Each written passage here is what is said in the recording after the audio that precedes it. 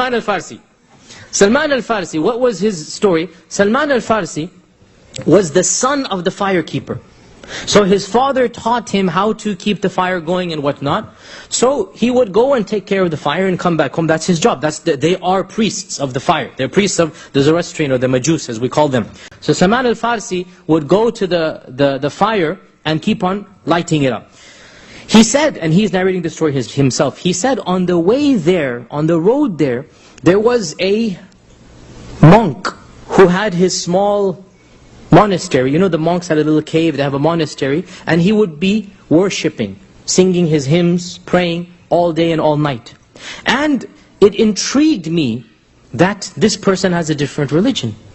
And I passed by every day and I'd listen to his hymns, I'd listen to his chantings. And it was mesmerizing. And it attracted me. So one day I had the guts to basically go and ask him, can you tell me about your religion? And so the monk began to preach Christianity to Salman Al Farsi. And slowly but surely, Salman Al Farsi realized that what he's doing is idolatry, and what the monk has is a version of Tawheed and worship Allah and whatnot. So he became attracted to Christianity and he secretly converted. He secretly converted. When his father found out, his father locked him up with chains, prevented him from leaving the house, tortured him, because he's the priest. How can your own son convert to... So it's a big matter of shame. And attempted to exterminate him.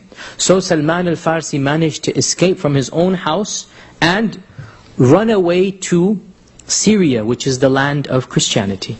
And the monk had already told... The monk had been executed because he converted the son of the priest, so they killed the monk. But the monk had told him that, go to such and such a monastery and you will find people of my thought. So Salman Al Farsi went there, and then to make a long story short, every time he went, he became the disciple, the main disciple of the monk, and the monk taught him how to worship. He remained a Christian. When each one died, he would tell him to go to another one. And this happened 4 times. When each one died, he would say, okay, now you go to this guy. So he went to that guy. And he went to... When he came to the 4th one, when the 4th one is about to die, listen to what he says. He says, that my companions who sent you eventually all over to me, my group of people, I don't know anybody remaining upon that understanding of Christianity. We're all gone now. This was the group that we had, but I don't know anybody left upon our understanding of Christianity. But you have come to a time when the promised one is about to come. What did they tell him? They said, you're just about to come to the time when the man that Jesus Christ predicted is about to come. We know it, the signs have been met. What are these signs? We don't know. But these people knew. So they're telling Salman, the signs have all come. And his time is just around the corner. So he told Salman, my advice to you is you go seek this man out. Go seek this prophet out. How? Where am I going to go? I will tell you 3 signs. I will tell you 3 signs. Number 1, he shall appear in a land that is full of dates. First sign. Go to the land that is known for dates. Number 2, he will have a physical mark on his back. In Arabic we call khatam, the khatam or the seal of the prophecy. I'll talk about this inshallah later on. This is the second sign. Number 3, he said that this man will accept gifts, but he's never going to accept charity. He will accept gifts, but he will never accept charity. Salman asked, his sheikh died, his teacher died. This is the 4th sheikh now from his house. So we can imagine, he's already probably around 50 years old at this time. So he asks, what is the land that is the most well known for producing dates? He asks in Syria. He is told, the land of Khaybar. Khaybar, which is close to Yathrib.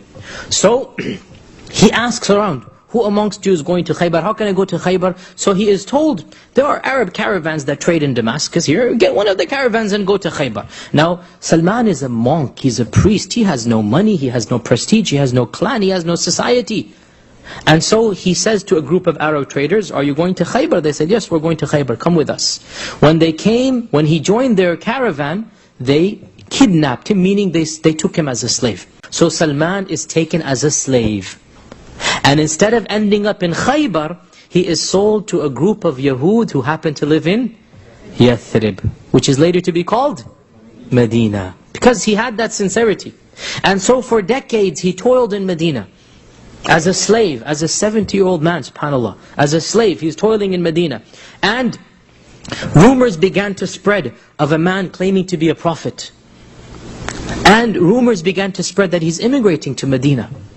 And the Yahud began to be worried in trepidation, because they thought this is the king of the Arabs who's coming. And when the king of the Arabs come, then we're in trouble. And Salman, he tells us his story, that he was collecting dates from the top of the tree, and he heard his master speak with his brother, the master and his brother, that the king of the Arabs has arrived. This is the first hijrah, the first day of the hijrah. The king of the Arabs has arrived. This he's been waiting for the last 20 years. He literally jumps down and he runs to his master and says, "What happened? Did he come? Did he come?" And the master slaps him across the head and says, "Go back to your work. What are you worried about? You're a slave. Get back to your work." So Salman goes back, finishes what he's doing. When he finishes the chores that are assigned to him, he takes some of his dates, which was his own food, and he comes to the Prophet ﷺ. This is on the second, third day that he's in Medina. And he says that, "I heard that you're a stranger in this town. Here is some charity for you." Puts it in front. So the Prophet ﷺ tells the Sahaba, "Kulu, eat." But he doesn't eat anything. The second day after his chores are over, he brings another plate and he says, "Today I have come with you with some date, and this is a gift to you." So the Prophet ﷺ tells the Sahaba, "Kulu," but he eats as well. So Salman, now his heart is racing. This is a land of dates. One sign has been met. Now what do I do to get to the third sign? So he stands up and he goes behind the Prophet ﷺ, trying to take a peek, if he can look into his shirt to see what he can do. And when this old man goes behind the Prophet ﷺ and starts peering and peeking, the Prophet ﷺ understood. So he unbuttoned his shirt and he lowered it. He lowered it behind his back to literally show him the pigeon mark, the khatam.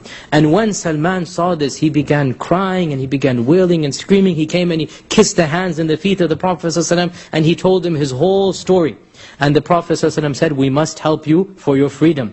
And the people put a ridiculous price on him. When they knew the Prophet ﷺ wanted him, they said, "You must give us," I forgot now, is it 150 dates, 150 date trees.